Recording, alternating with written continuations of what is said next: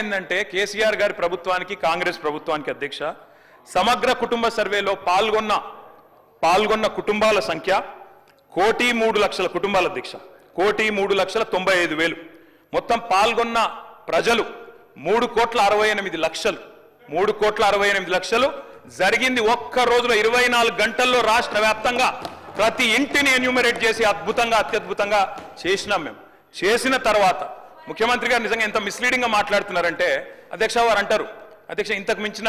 topic లేదు అధ్యక్ష వారు అడిగిన ప్రశ్నకు తప్పకుండా మా ప్రభుత్వం గతంలో చేసిన పని గురించి వారు అనుమానాలు తలెత్తే విధంగా ఏదైతే మాట్లాడినారో దాని గురించి చెప్పాలి అధ్యక్ష వారు అంటారు అధ్యక్ష బీసీల సంఖ్య అందులో ఎంత అని ఎస్ ఆనాడు బీసీల సంఖ్య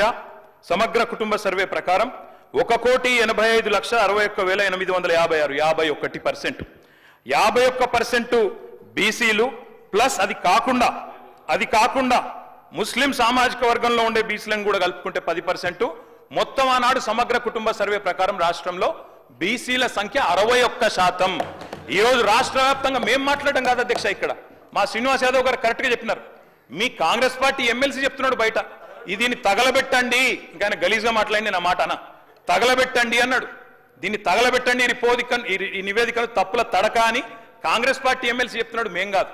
రాష్ట్ర వ్యాప్తంగా బలహీన వర్గాల సంఘాలు చెప్తున్నాయి ఏమని చెప్తున్నాయి అధ్యక్ష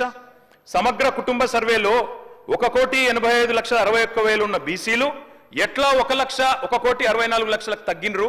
51% 46% ఎట్లయిందని అడుగుతున్నారు శంకరన్న కూడా అదే అడిగింది కదా అధ్యక్ష తప్పేం అడిగిండు